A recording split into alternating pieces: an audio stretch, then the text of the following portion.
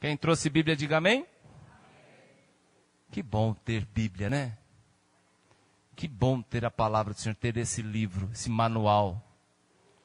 Graças a Deus, manual do fabricante, que é Deus. Marcos, Evangelho de Marcos, capítulo 5, versículo 25. Vamos ler até o versículo 34. Gosto demais desse texto. Temos várias mensagens através desse texto também, mas cada vez o Senhor fala de um jeito. Vamos ver o que Ele tem preparado para nós nessa noite. Marcos capítulo 5, versículo 25. Está escrito: Aconteceu que certa mulher, que havia 12 anos, vinha sofrendo de uma hemorragia, e muito padecera à mão de vários médicos, tendo gasto tudo o que possuía, sem contudo nada aproveitar. Antes, pelo contrário, indo a pior. Tendo ouvido a fama de Jesus, vindo por trás dele, por entre a multidão, tocou-lhe as vestes. Porque dizia: se eu apenas tocar as vestes, eu vou ficar curada. E logo se lhe estancou a hemorragia. E sentiu no corpo estar curada do seu flagelo. Jesus, reconhecendo imediatamente que dele saíra poder, virando-se no meio da multidão, perguntou: quem me tocou? As vestes. Responderam-lhe os seus discípulos: vês que a multidão te aperta e dizes: quem me tocou? Ele, porém, olhava ao redor para ver quem fizera isto. Então a mulher, atemorizada e tremendo, cônscia do que nela se operara, veio, prostrou-se diante dele e declarou-lhe toda a verdade. E ele lhe disse: filha, a tua fé te salvou. Vai em paz e fica livre do teu mal. Amém? Fecha seus olhos. Meu Deus e meu Pai, neste momento, Deus Santo, nós colocamos a nossa vida diante do Senhor. Fala ao nosso coração. Nos ajuda a entender o propósito dessa noite.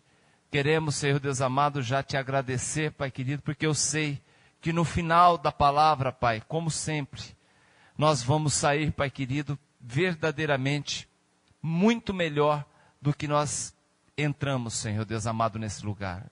Por isso, Deus Santo, fala ao nosso coração, nos ajuda, Pai. E trata de nós, Senhor Deus querido, através do teu ensino e da tua palavra, no nome de Jesus. Amém. Amada igreja, pode se assentar. Esse texto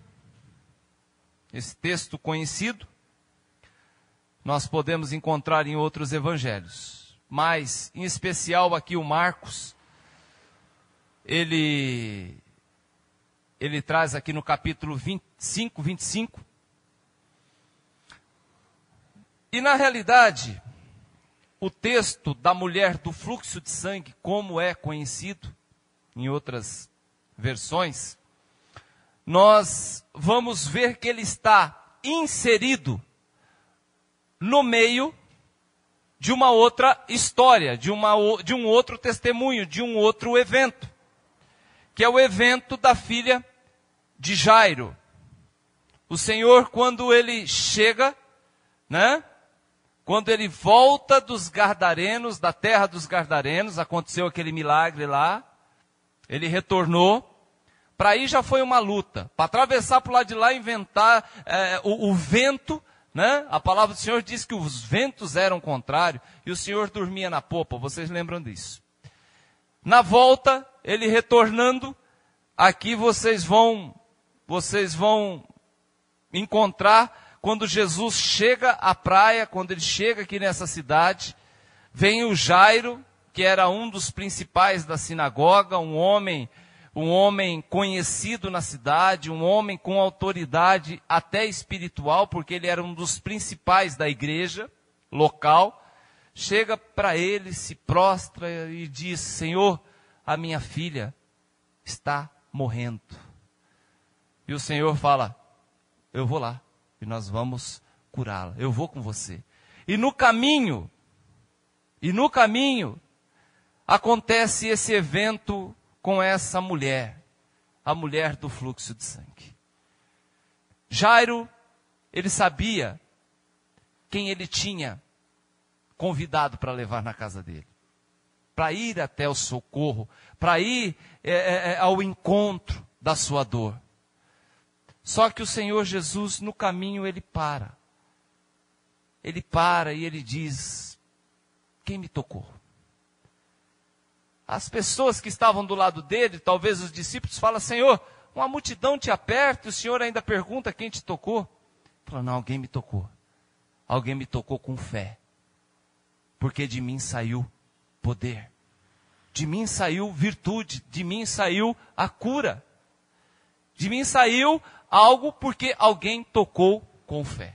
Então o tema dessa mensagem é a fé de fato remove montanhas.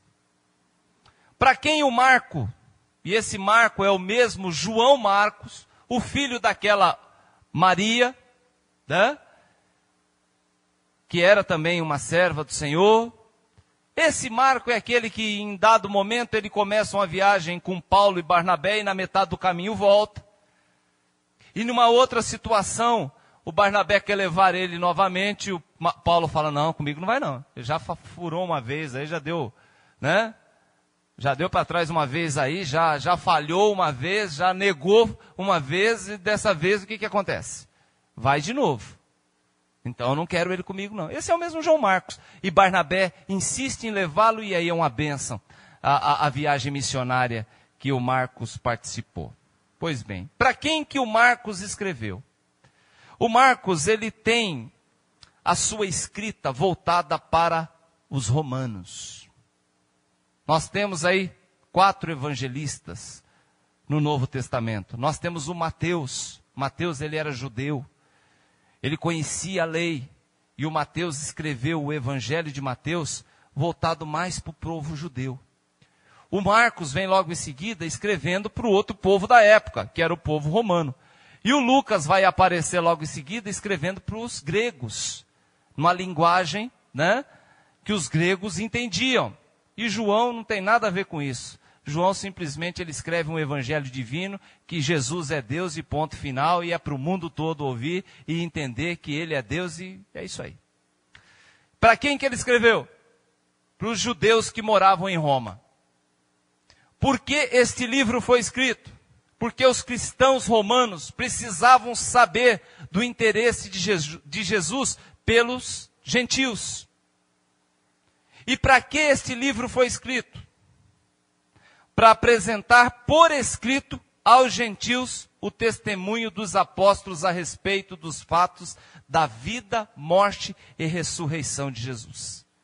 E para com isso ele poder validar a missão da igreja junto aos gentios. Amém? A história aqui vai acontecer no tempo de Jesus. Assunto principal desse texto. Jesus cura uma mulher que há 12 anos sofria de uma hemorragia. 12 anos é muito tempo, gente? É muito tempo.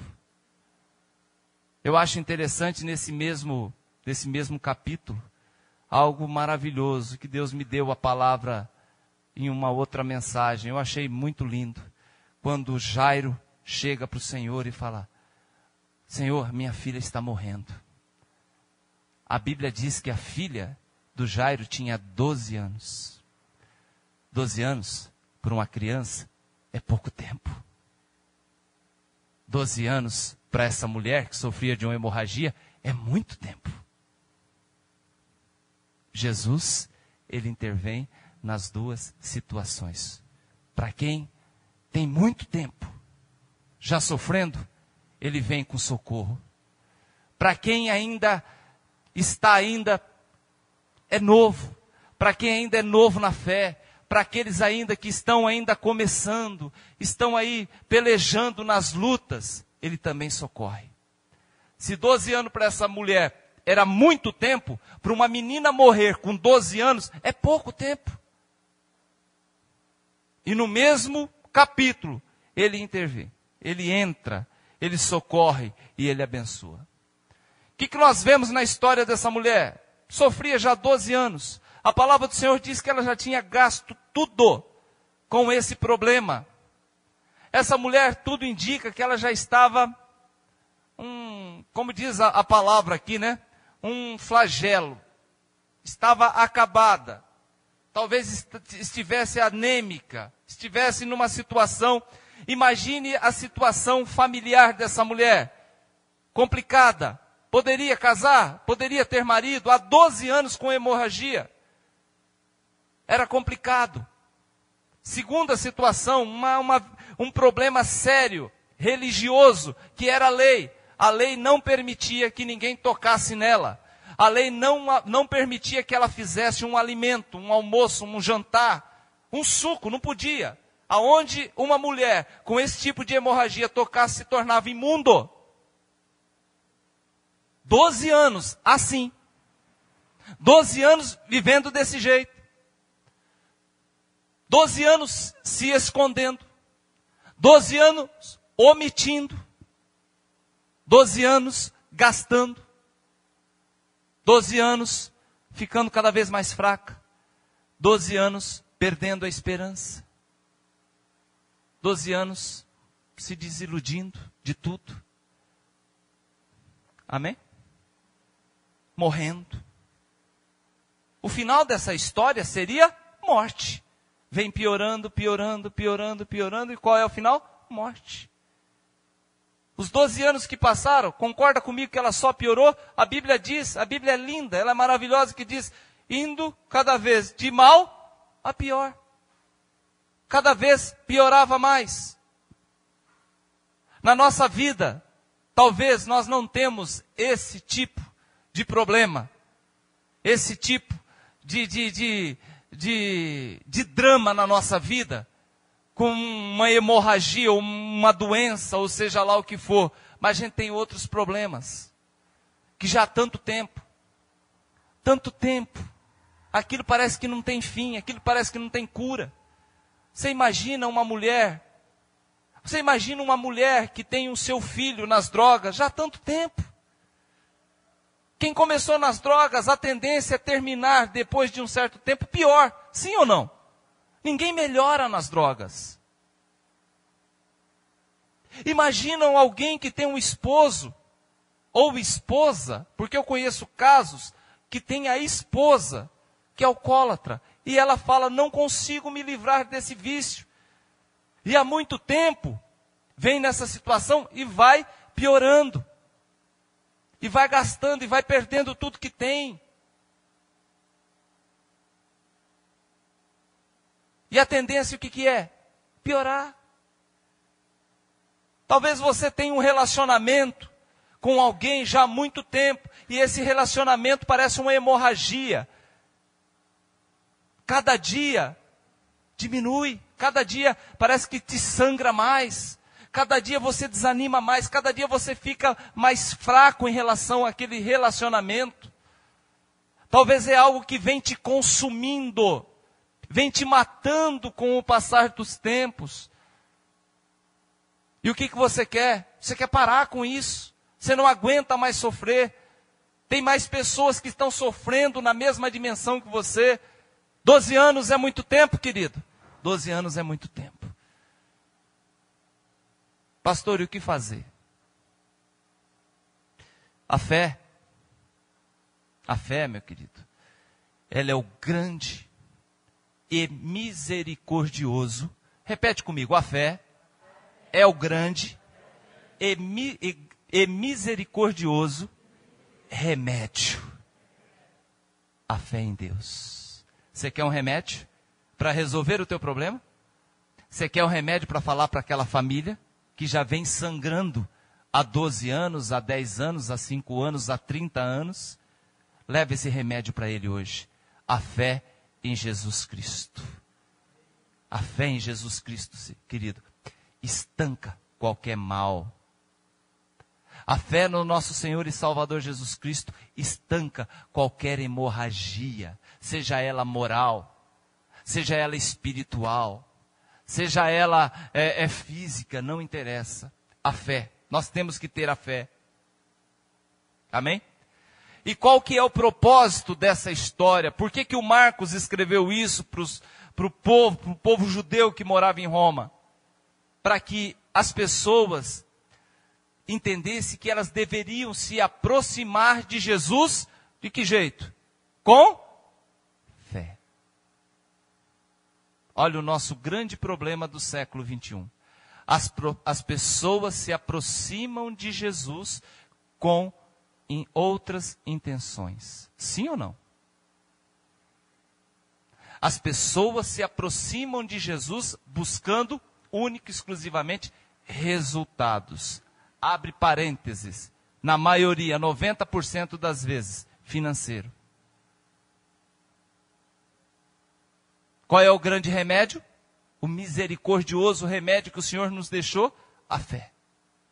E nós, muitas vezes, nos aproximamos de Jesus, nem com tanta fé assim, mas com objetivos, com sonhos, com ideais, com coisas que estão ainda num patamar bem abaixo daquilo que o Senhor quer fazer na nossa vida.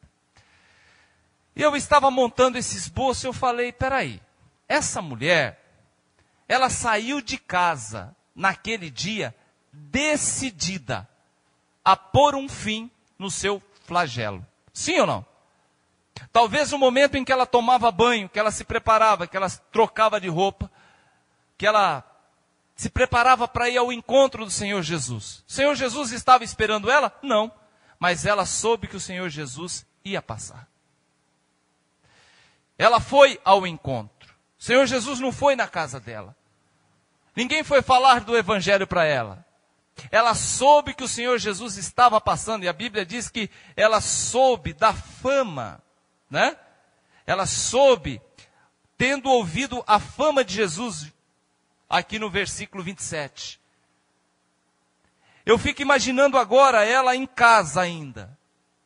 Ela falou, olha, se eu for, se eu encontrá-lo, e se eu somente tocar nas vestes dele, eu serei curada. Ela poderia chegar para o Senhor Jesus, se apresentar na frente dele e dizer para ele, olha, eu tenho uma hemorragia ginecológica e eu preciso ser curada. Ela podia fazer isso? Não, porque senão ela seria apedrejada. Problema sério. Não podia se misturar. Então ela levou no coração dela. Eu não sei se é pecado. Eu não sei se Deus aprova.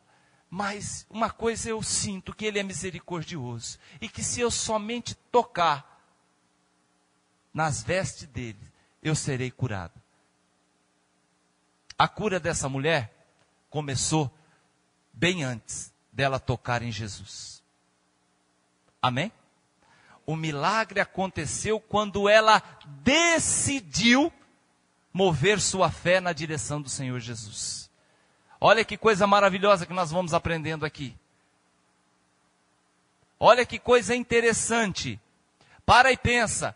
O milagre na vida desta mulher começou a acontecer quando ela decidiu mover sua fé na direção de Jesus.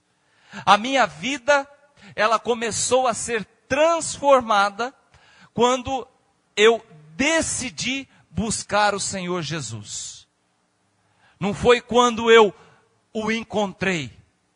Quando eu encontrei, realmente eu percebi que eu estava sendo tratado, curado e restaurado. Mas o milagre na minha vida, e eu tenho certeza que o milagre na tua vida, aconteceu através de uma decisão. Lá na igreja, pastor? Não. Lá na igreja, fechou o processo. Mas naquele dia que você falou, hoje eu vou na igreja. Hoje eu vou aceitar o convite. Ela vai na igreja já faz tanto tempo, né, Ronaldo? Mas se ela me chamar hoje, eu não vou dar uma de durão, não. Hoje eu vou. Né? Hoje eu vou. Hoje eu vou porque eu sei. Então, nesse momento, querido, você não sabe que coisa linda acontece nas regiões celestiais. Você não sabe como os anjos do Senhor te cercam. Como eles ficam já desesperados para aplaudir e glorificar o nome do Senhor. Eles não vê a hora tem um outro detalhe. O inimigo também já ficou sabendo. E vai trabalhar sim, soprando no teu ouvido, criando situações e cria. Gera algumas situações, mas se você for com essa mesma determinação, na direção do Senhor, movido pela fé, na direção do Senhor, querido, quando você aceitá-lo, de fato, ali no fechamento, o milagre já está acontecendo na tua vida. E a palavra do Senhor diz que há festa no céu nesse momento. Então na minha vida aconteceu isso, o grande milagre da minha restauração, na minha vida, na vida da minha família, não aconteceu no momento que eu aceitei Jesus. Sim, aconteceu naquele momento o fechamento daquele momento maravilhoso, mas aconteceu no momento que eu decidi. Eu falei, hoje a minha vida muda. Essa mulher levantou aquele dia decidida, dizendo, hoje a minha vida muda. E você tem que dizer isso sempre. Pensando no Senhor Jesus, com a fé no Senhor Jesus, você tem que dizer todos os dias na tua vida, hoje a minha vida melhora. Hoje eu estou na presença de Deus. Hoje Deus vai me abençoar. Hoje Deus vai abrir portas. Hoje Deus vai curar. Hoje Deus vai me usar para ser bênção, para ministrar, para levar o evangelho. Não deu para falar do evangelho na ida, mas deu para fazer lá na volta. E o nome do Senhor foi glorificado. Amém? Esta fé desta mulher, ela saiu na direção do Senhor, movida por essa fé. Esta fé estaria pronta. A fé que ela foi, se eu tocar, eu não precisa nem saber, mas se eu tocar nas vestes, essa fé estaria pronta para remover muitas coisas daí para frente na vida dela. Amém? Quando nós nos aproximamos de Jesus com fé, as desgraças, os problemas, elas são removidas. Fé em Jesus Cristo não remove apenas montanhas. Fé em Jesus Cristo removem desgraças também. Pastor, o que é desgraças? É você viver, é algo que não tem a graça do Senhor, meu querido. É tudo quanto é praga que aconteceu na minha vida, na sua vida, tudo aquilo que não teve o crivo do Senhor, tudo aquilo que não teve, né? E eu queria perguntar para você, quais são os problemas que afligiam aquela mulher além da hemorragia? Ao se aproximar de Jesus com fé, ela foi liberta também de outros problemas. Quais foram, pastor? Primeiro, ela foi liberta da desgraça do preconceito. Preconceito, amado.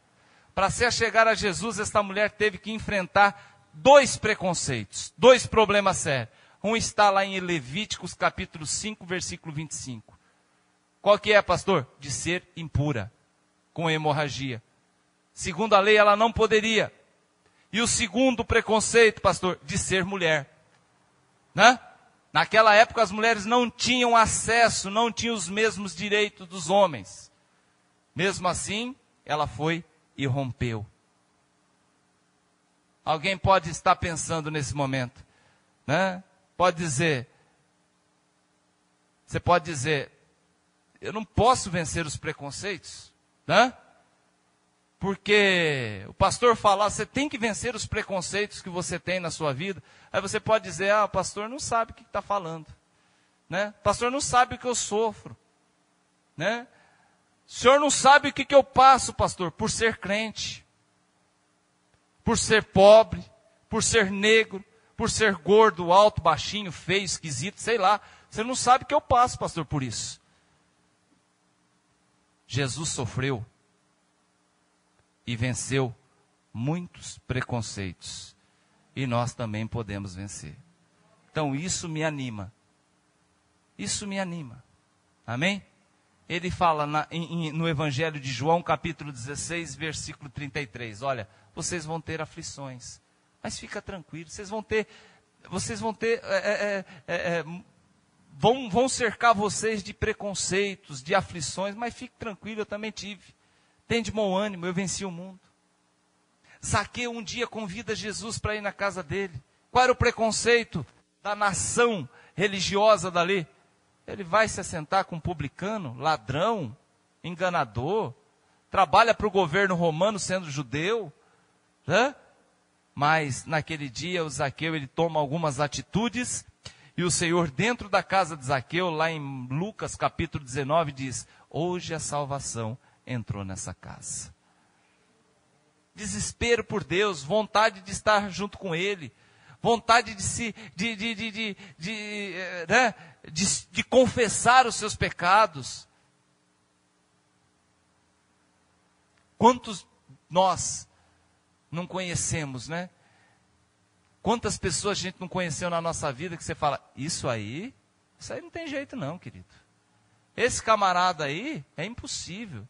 Esse cidadão aí nunca vai mudar. Aí o cidadão vai para a igreja e se torna uma bênção. E você fala, olha, é impossível imaginar que esse cidadão é o que é hoje. Porque ele era tão ruim, ele era tão áspero, ele era tão bruto, ele era um bruto, um bronco. Quantas pessoas não mudaram depois que tiveram um encontro com o Senhor Jesus? Quantas pessoas não tiveram a sua vida transformada? Tem algum preconceito na tua vida? Alguém fala de você? As pessoas comentam a seu respeito? Liga não. Jesus também passou por isso. Então você faz parte do time dele. Amém? Aproxime-se de Jesus com fé, meu querido. Acreditando que ele remove todo esse tipo de tranqueira que está na nossa vida. Outra coisa, ela foi liberta. Né? Primeira coisa, ela foi liberta da desgraça do preconceito. Outra coisa, ela foi liberta da opressão da multidão. Imagina se a multidão sabe que ela estava com essa hemorragia. Para chegar até Jesus, essa mulher teve que lutar contra a multidão. E a multidão, a palavra do Senhor diz que a multidão o apertava. Em outra mensagem eu costumo dizer que essa mulher ela foi bandida, ela roubou a benção. Ela chegou por trás, devagarzinho, foi se infiltrando, foi lá e tocou e roubou a benção. Às vezes nós temos que fazer isso. Ninguém precisa saber. Ninguém precisa saber.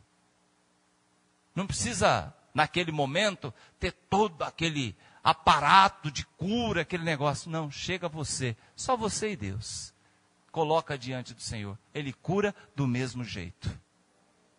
Não, pastor, só cura se o senhor, que é pastor, impor as mãos, fazer uma oração bem forte, daquelas bem fortes mesmo, entendeu? Aí vai ser curado. Que isso, irmão? Ore com fé. Clame pelo sangue do Senhor Jesus.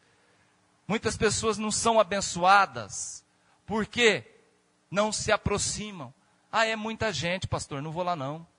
É muita opressão, é muita pressão. A multidão me mantém muitas vezes as pessoas afastadas de Jesus. Não vou lá não, pastor, aquele culto é um culto esquisito. Você está indo lá para ver as pessoas? Você está indo para lá para ver pastores? Você está indo para ver o louvor? Ou você está indo para lá em busca de Jesus? Qual era o objetivo dessa mulher? Buscar Jesus. Trouxe a bênção para casa? Trouxe a bênção para casa. Trouxe o milagre para casa. Porque qual era o objetivo dela? Buscar o Senhor Jesus. Vir na igreja buscar outras coisas, meu amigo, você está indo para o lugar errado. Vir para a igreja buscar a minha bênção. Falo, pode parar. Você tem que ir para a igreja buscar o Senhor, que é o dono da bênção. Vim para a igreja, vou fazer um voto, vou entrar no desafio, vou fechar na campanha. Irmão, para com isso. Fecha com o Senhor Jesus, só você e Ele. Você vai ser abençoado. Amém? Outra coisa. Nós seguimos muitas vezes o que os outros pensam. A multidão. E a multidão fala, não vai não. Né? Você está com esse problema já há 12 anos? Não vai não. Ele nem vai te atender. A multidão chega e fala, olha, você não pode ir, porque você tem um problema e isso é pecado se você comparecer. Outros, a multidão chega para você e fala, se você for, você corre o risco de ser apedrejado. Amém? A Bíblia diz uma outra coisa, que está em Êxodo capítulo 23, versículo 2. Não seguirás a multidão para fazeres o mal. Olha a orientação do Senhor. Para fazeres o mal. Não seguirás a multidão para fazeres o mal. Agora, para fazer o bem, meu querido, se infiltra no meio dela e busque a tua bênção. Quantos não dão ouvido à palavra do Senhor, mas dá ouvido à multidão? Quantos não dão ouvido ao que a Bíblia diz, mas dá ouvido, né, o que os amigos dizem? Quantos não dão ouvido ao que a esposa está pedindo, o que os filhos estão pedindo, mas o colega do boteco fala, é lei? Quantos valorizam mais os conselhos dos colegas, dos amigos, do que da esposa? Vocês conhecem a história do Roboão? Roboão era filho de Salomão, herdou o trono. E quando ele herda o trono, a palavra do Senhor diz que veio os conselheiros, veio o povo e falou, olha, Roboão, pega leve agora com a gente, nos ajuda mais, seja um governo correto, alivia um pouco o jugo que está sobre nós. Aí ele chamou os conselheiros que foram conselheiros de Salomão. Olha, o povo está pedindo isso. E os anciãos que foram conselheiros de Salomão dizem, se fizeres o bem, você terá esse povo na sua mão. Agora, se for contra eles, você vai ter problema, Roboão. Roboão já tinha ouvido o povo, já tinha ouvido os conselheiros de Salomão. Aí o Roboão, boizinho, né? Boizinho, costumo dizer que Roboão era o bobão. Boizinho, naquela noite ele saiu lá com os amigos dele, foram para a balada e falou assim, está acontecendo isso e isso, o povo está pedindo para me aliviar. Aí a molecada, irresponsável, que não sabe que é Deus, não sabe que é governo, não sabe que é, né? Não sabe que é uma nação, fala assim, ó, o dedo mais fino de Roboão é mais grosso que os lombos do meu pai. Vai lá e fala isso para ele. Se o meu pai os afligia com chicotes, eu vou afligi-los com escorpião. Sabe o que aconteceu com Roboão? Reino dividido. Se Israel foi dividido depois, reino do norte e reino do sul, está aí o começo da besteira. Por quê? Os conselhos que vinham do bem de Deus, ele não deu ouvido. Agora, não seguirás a multidão para fazeres o mal. O que é? Era o conselho dos jovens. O que aconteceu? Reino dividido. Vem-se Isaac do Egito daqui a pouco e leva tudo que tem na casa do Senhor, leva ouro, leva prata, leva os escudos de ouro. Acaba. O reino dividido, Jeroboão agora, que era um exilado que estava lá no Egito, agora está dominando o reino do norte. E Roboão fica agora aí com seus amigos aqui embaixo. Amém? Tem gente que valoriza mais os conselhos de colega, mais conselho de amigo do que o conselho do Senhor. A multidão, meu querido, ouvir a multidão é muito complicado, é muito...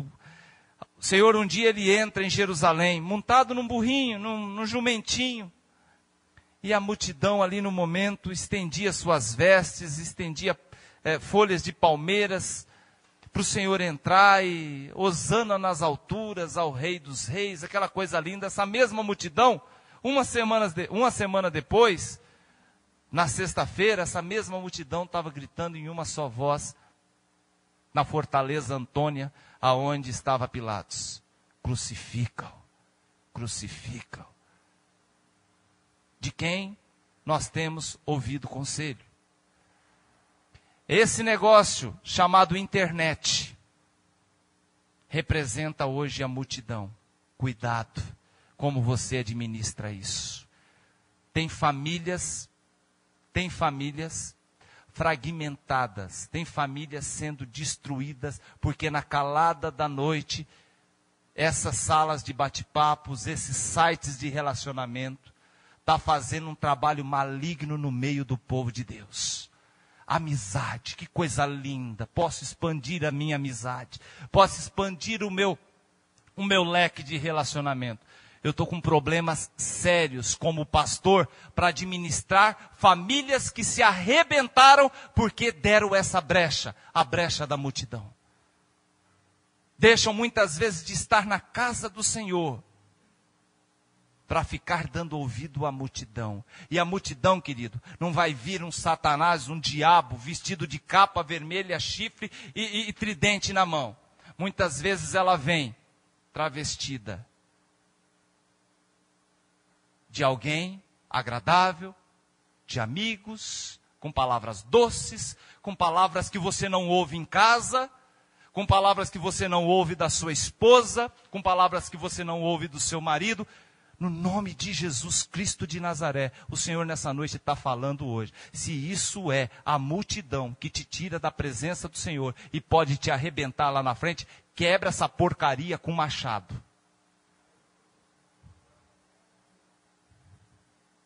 É outro momento talvez que os anjos do céu vão aplaudir. É uma bênção? É bênção. Eu trabalho, eu utilizo demais computador, internet. Mas eu sei até onde eu posso ir. Pastor, você não tem domínio próprio? Não, não tem. Não quero dar margem. Não brinco com essas coisas. Não tem controle, pastor? Eu tenho, mas eu não quero brincar com isso.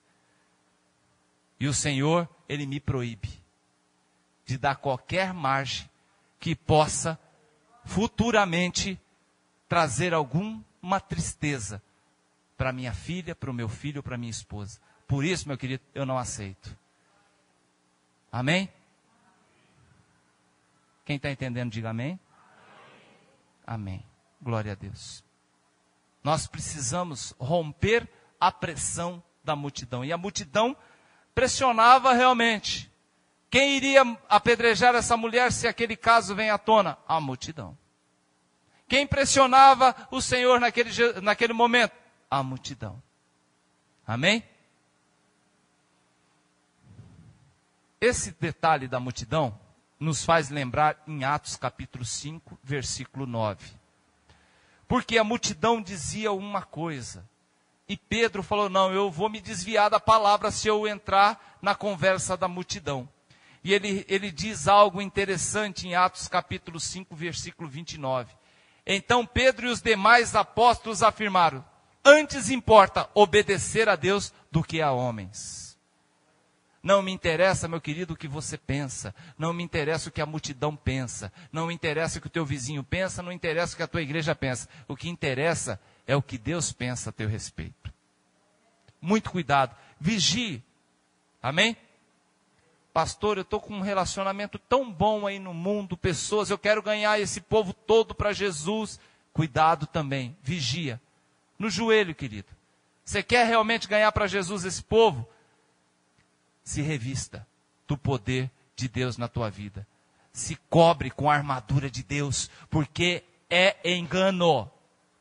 É laço. Tem na Bíblia? Tem. Tiago capítulo 4, versículo 4, está escrito. Amizade com o mundo, e essa amizade é aquela amizade que influencia. Não é amizade de pregar o evangelho, não. Essa amizade Deus quer que você vá para cima e realmente proclame o evangelho. Mas a palavra do Senhor diz que a amizade com o mundo é inimizade com quem? Com Deus. Relacionamento, esse envolvimento, mergulhar, cuidado. Amém? E ainda Tiago diz, aquele pois que quiser ser amigo do mundo, consiste em ser um inimigo de Deus. Por quê, querido? Por que o pastor está pegando pesado? Por que o pastor está passando isso hoje para a igreja? Porque nós estamos em 2011. Eu estou trabalhando em alguns casos, estou ministrando em vidas e estou contemplando outras que realmente o coração está sangrando. A gente fica muito triste, sabe, Isabel? A gente fica muito angustiado quando vê as pessoas de uma forma, a princípio, né? A princípio foi de uma forma inocente, de uma forma, vamos dizer, ingênua e de uma forma sutil. Satanás tem entrado, tem roubado, tem arrebentado, tem mudado os sentimentos e os conteúdos e os valores morais das famílias e as pessoas não percebem.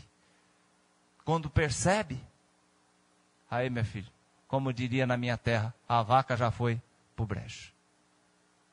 Glória a Deus. Essa mulher, ela rompeu a multidão. Porque ela tinha um objetivo. O quê? Jesus. Então ela rompeu a multidão porque ela tinha um objetivo. Jesus. O que eu encontro aqui? Que a fé, ela também remove covardia. Ela tira do nosso coração não, mas espera aí. O que as pessoas vão pensar de mim? Qual que é o teu objetivo, querido? É Jesus? Rompe essa multidão. Vai para cima. Ela era considerada imunda, segundo a lei. Aquela mulher poderia ter sido apedrejada, mas ela também não teve medo. Outra coisa que eu aprendo aqui. Muitas pessoas não são abençoadas porque têm medo. Medo do que as pessoas vão pensar, do que as pessoas vão dizer. Entrei na empresa agora. Estou lá agora há poucos dias. Mas, olha, nem posso dizer que eu sou cristão protestante lá. Nem posso dizer. Porque senão eles vão me queimar. Senão vai ter perseguição. Lê do engano, querido. Porque quem colocou você lá foi o Senhor. E se o Senhor colocou você lá, é para você ser instrumento do Senhor naquele lugar. Que se lixe o que os outros vão pensar. Você está lá para ser bênção, para ser um cristão e para dar testemunho. Muitas pessoas têm medo de falar que é cristão. Que coisa, irmã. Que coisa terrível. A Bíblia diz que se você se envergonha do Filho do Homem, naquele dia, o que vai acontecer? Vai voltar para você. Ele vai se envergonhar de você diante do Pai. Sabe que é você ser elogiado pelo Senhor Jesus perante Deus? Isso é lindo. Bem-vindos. Né? Entrar no gozo do seu Senhor. Agora você pensou no contrário? Imaginou no contrário? Acontecer o contrário? Diante de Deus, o Senhor Jesus olhar para você e falar assim: você me envergonha. Não te conheço. Apartai-vos de mim, vocês que me negaram um dia. Amém? Tem gente que tem medo, que vão pensar, tem medo de perder amigos, de perder... Você concorda comigo que antes que você não era crente, você tinha bastante amigo? Sua casa era uma beleza todo final de semana? É assim ou não? A minha era. Minha era festa, menina, era um negócio legal, recebia telefonema direto, e aí já, vamos pescar, vamos jogar bola, vamos... Um dia eu cheguei, falei, sou cristão agora. Já começa. Sabe quantos me ligaram depois? Nenhum. Sabe quantos me acompanharam depois? Nenhum. Sabe quantos me socorreram no momento de luta? Nenhum. Cadê os amigos? Pergunta para a Rosana, quantos amigos ela tinha, quantas amigas ela tinha? E quantos permaneceu junto com ela depois que ela abraçou a fé? Sem medo de errar, nenhum. Glória a Deus que ela ganhou uma amiga dela que era japonesa, ganhar japonesa para Jesus tem duplo galardão no céu, eu sei disso, né? E continua sendo amiga dela até hoje. Mas precisou ganhar para Jesus, então glória a Deus, vamos ganhar nossos amigos que eram do mundo para Jesus. Aí nossa casa vai continuar cheia. Mas é bem por aí, amados. É mais ou menos por aí que a coisa funciona. As pessoas têm medo de perder os seus ciclos de amigo, né? De perder, outros têm medo de perder o emprego. Misericórdia. Depois eu quero que vocês leiam Hebreus capítulo 2, versículo 14 e 15, para vocês saberem o que o pastor está querendo ministrar. Amém? Medo é uma coisa que nos assusta, mas nós temos que ter fé. Tem uma multidão? Tem. Eu vou romper e vou chegar na presença do Senhor Jesus com fé. E se eu apenas tocar, eu serei curada. Essa foi, né, a convicção que aquela mulher saiu de casa naquele dia. Nós temos muitas vezes, querido, estava vendo a bênção ali? Ela não estava vendo. O que ela estava vendo? Fé. O que ela tinha? Fé. Ela estava vendo já o resultado? Não. mas ela tinha fé. A fé, o que é? A fé é o remédio. É o misericordioso remédio do Senhor. Glória a Deus. É saltar no escuro, sabendo que o Senhor está de braços abertos esperando.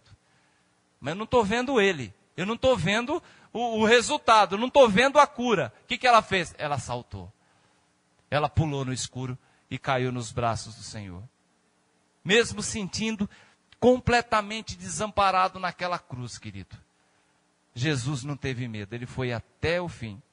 Ele morreu por mim e por você. Amém? Nós também vamos vencer essa desgraça, essa montanha do medo pela fé em Cristo Jesus. Para fechar, a fé remove também o medo. Confia, meu querido. Confia no Senhor Jesus. Confia, entrega para Ele todos os seus medos. Né? Ele diz, não temas, eu sou contigo. Entrega para Ele. Mas se ela tivesse medo, pastor, naquele dia, de chegar até no Senhor Jesus, ela estaria enferma, ela iria morrer naquele problema, naquela situação. Amém? Quem crê em Jesus Cristo, de verdade, remove de sua vida toda a desgraça do preconceito, das opressões, das pressões sociais, remove os medos que nos afastam do Senhor. A fé remove todas as coisas que não prestam, querido, da nossa vida e faz da gente um valente, faz da gente, quando nós nos enchemos de fé no Senhor Jesus, a gente se agiganta. Aquela mulher que ela foi, pastor, uma mulher corajosa, decidida, vencedora, por meio da fé em Cristo Jesus. Como está a sua vida? Pastor, precisava ouvir essa mensagem porque eu ando meio fraco na fé. Quem já não ouviu isso? Ah, pastor, eu ando meio fraco na fé. Tem problema, querido. Fé é um dom gratuito, é algo maravilhoso. Né? Ele diz, eu tenho pouca fé. Meu querido, peça a Deus. Né? Peça a Deus que Ele dá, que Ele te ajuda. Que Ele te ajuda. O pai daquele menino, o Senhor desce do monte da transfiguração, chega lá embaixo, está uma discussão e tem um menino possesso caído lá. E o pai, quando vê que é Jesus que acabou de chegar, fala, Senhor, meu filho está terrivelmente possesso. Eu já pedi para os seus discípulos, olha que interessante essa história, e eles não puderam fazer nada, não puderam expulsar o demônio, esse mal, esse espírito maligno. E o Senhor fala para aquele homem, há quanto tempo ele está assim? E ele fala assim, desde a sua infância. Às vezes o Espírito joga ele no fogo, às vezes joga ele na água. O Senhor olha para os seus discípulos e fala, geração incrédula e perversa, até quando vos suportareis? Foi lá, expulsou. Aí o homem, o pai da criança, falou assim, se tendes fé, né? Se tendes fé. Não, o pai fala para o Senhor Jesus, me ajuda, né? O Senhor fala, olha, se tendes fé, ele vai ser curado. E o homem fala, Senhor, me ajuda na minha incredulidade. Né? Então o Senhor, ele se comoveu diante daquela situação. A pessoa reconheceu que tinha pouca fé.